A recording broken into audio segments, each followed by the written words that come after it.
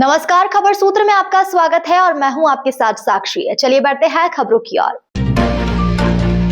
न्याय के लिए गुहार और सिस्टम की बेरुखी की तस्वीरें अक्सर सामने आती है, लेकिन मध्य प्रदेश के इंदौर से आज ऐसी तस्वीर सामने आई है जिसने सबको झकझोर कर रख दिया। कलेक्टर कार्यालय की जन सुनवाई में एक बेटा अपनी मां की मौत के इंसाफ के लिए जमीन पर दंडवत कर लेट गया। आखिर क्या है यह पूरा मामला, देखिए इस रिपोर्ट में। तस्वीरें इंदौर कलेक्टर कार्यालय की है, जहां एक बेटा रोहन चौहान न्याय की भीख मांगते हुए जमीन पर लेट गया। यह दंडवत किसी श्रद्धा के लिए नहीं, बल्कि उस सिस्टम के खिलाफ विरोध है जिसने उनकी मां की मौत के बाद भी आंखें मूंद रखी है। कलेक्टर कार्यालय में यह तस्वीर गवाह है कि उस लाचारी की, जहां एक बेटे को अपनी मां की मौत का हिसाब मांगने के लिए जमीन पर दंडवत होना पड़ा।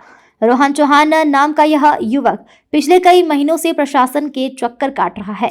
आरोप है कि इंदौर के हर्ष क्लिनिक में गलत इंजेक्शन लगने से उसकी मां मंजू चौहान की जान चली गई। हैरानी की बात यह है कि जिस क्लिनिक पर मौत का आरोप लगा है वह बिना किसी अनुमति और लाइसेंस के दोबारा खुल गया है। पीड़ित परिवार का आरोप है कि डॉक्टर बिना डिग्री और रजिस्ट्रेशन के लोगों की जान के साथ खिलवाड़ कर रहे हैं। जब मामला मीडिया की सुर्खियों में आया और दफ्तर में हंगामा बढ़ा, तब जाकर प्रशासन की नींद टूटी। अपर कलेक्टर रोशन राय ने आनंद फानन में सीएमएचओ से बात की और क्लिनिक को सील करने का भरोसा दिलाया। लेकिन सवाल वही है कि आखिर किसकी शह पर यह अवैध क्लिनिक दोबारा खुला? क्या प्रशासन किसी और बड़े हादसे का इंतजार कर रहा था? रोहन का दंडवत करना केवल एक प्रदर्शन नहीं, बल्कि प्रशासन के चेहरे पर तमाचा है। अब देखना होगा कि आदेश के बाद क्या कार्रवाई की जाती है। क्या वाकई हर्ष क्लिनिक सील होता है या फिर एक बार फिर फाइलों में न्याय दब जाएगा? इंदौर की इस घटना ने स्वास्थ्य विभाग की कार्यप्रणाली पर बड़े सवाल खड़े कर दिए हैं। क्या किसी की जान जाने के बाद भी अवैध क्लिनिकों का संचालन ऐसे ही जारी रहेगा? इंदौर से संजना प्रियानी की रिपोर्ट। भैया, आज आप कलेक्टर कार्यालय गए थे, क्या कारण रहा? सर, मेरे को कलेक्टर कार्यालय जाने का कारण ये रहा कि पूर्व में 3 महीने पूर्व जब मेरी मम्मी की मृत्यु डॉक्टर पंजवानी के कारण हुई थी और प्रशासन द्वारा उस क्लिनिक को सील कर दिया गया था, आज उसको वापस से अवैध तरीके से, जैसे पहले भी चल रहा था और वापस से सीएमएचओ सर जो है हमारे, उनके सानिध्य में पहले भी चल रहा था और अभी भी उन्हीं के सानिध्य में उसको वापस सुचारू कर दिया गया है। तो ये कैसा जंगल राज है? आज भी वो क्लिनिक चल रहा है, आज भी लोगों के वो व्यवस्थित तरीके से पैसे कमा रहा है, ना तो उसके ऊपर अभी कोई मेरे विषय में, और जो क्लिनिक सील था वो भी खोल दिया गया। तो क्या उसके पास अभी 15 बेडों की अनुमति आ गई? क्या उनके उपकरण उन्होंने लगा लिए? क्या उन्हें उनके ऊपर एफआईआर हो गई? जो मेरे मम्मी की मृत्यु के संबंध में जो उन्होंने गलत इंजेक्शन बांटने लगा में, क्या उनके ऊपर एफआईआर हो गई? तो मतलब ये कैसा जंगल राज है कि लोगों की वो हत्याएं करते जा रहा है और उसे खुली छूट दी जा रही है। प्रशासन उस दबाव देगा क्या? वो प्रशासन को डॉक्टर ने खरीद लिया है क्या?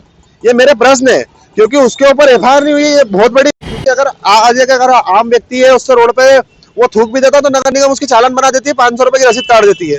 तो उस डॉक्टर कोई कार्रवाई क्यों नहीं करी जा रही है? वो डॉक्टर प्रशासन का ऐसा क्या है, या वो प्रशासन उससे इतना डरा हुआ क्यों है? कार्रवाई क्या कहेंगे आगे, क्या करेंगे जैसे कुछ कार्रवाई नहीं होती है? अभी अगर डॉक्टर पे मैं आज विरोध स्वरूप गया था कलेक्टर कार्यालय में दंडवत करते हुए, और मैंने जो हमारे सीएमएचओ अधिकारी है उनके लिए मैंने अलार्म की घड़ी दी थी कि सर आप सोए हुए, आप जागे। कलेक्टर महोदय को इसीलिए देने के लिए कहा था कि सर आपने मुझे कहा था कि मेरे पास इसकी फाइल है और मैं इस पर कार्रवाई करवा के, डॉक्टर बचेगा नहीं, उसके ऊपर कार्रवाई होगी। तो सर आपके कहने से और आपके होते हुए ये सब कैसे हो गई? सर आपकी जो भ्रष्ट अधिकारी है, लोग गलत तरीके से उस क्लिनिक को खोलने की परमिशन दे रहे हैं। तो आप उन पर उचित कार्रवाई करें और ऐसे जो भी दोषी है उन्हें सस्पेंड करा जाए और उन पर जो भी उचित कार्रवाई होती है डॉक्टर के ऊपर एफआईआर करके उसके क्लिनिक को सील करके उसका लाइसेंस निरस्त करा जाए, वैधानिक कार्रवाई होती है वो उसके ऊपर की जाए। और अगर अंत में, अब मैं तो बस यही है मेरे पास, अब मैंने आवेदन कर लिया, निवेदन कर लिया, 3 महीने होगा, चप्पलें घिस चुकी है। अब अगर डॉक्टर पर कोई कार्रवाई नहीं होती है तो ये चीज होगी कि मेरी मम्मी तो डॉक्टर के कारण चली, और प्रशासन भी कहीं ना कहीं उस चीज का जवाबदार था, क्योंकि प्रशासन की देखरेख में वो इलाज कर रहा था लोगों का और अभी भी कर रहा है। तो अब यही नहीं होता है तो हम दोनों भाई जहर खाकर आत्महत्या कर लेंगे कलेक्टर परिसर के अंदर, क्योंकि अब हमारे पास इसके अलावा कोई रास्ता नहीं है, क्योंकि प्रशासन हमारी कोई सुनवाई। 3 महीने हो गए मैं चप्पल घिसते और ये लोग हमारा सिर्फ शोषण करे जा रहे हैं, और ये लोग हर प्रकार से गुंडों द्वारा इनके जो डॉक्टर के भेजे गए सेटलमेंट के लिए दबाव बनाते हैं। और अब तो ये है कि उन्होंने क्लिनिक भी खोल लिया है, तो अब ये है कि वो अब तो ये बेखौफ बोल रहे हैं कि अब तेरे से जो बने वो कर लेना बोले हमारे। तो ये प्रशासन का डॉक्टर मतलब इतना बड़े वाला है कि प्रशासन भी उससे डरा हुआ है। ये चीज मेरे को देख के बहुत, मैं खुद भी अचंभित हूँ।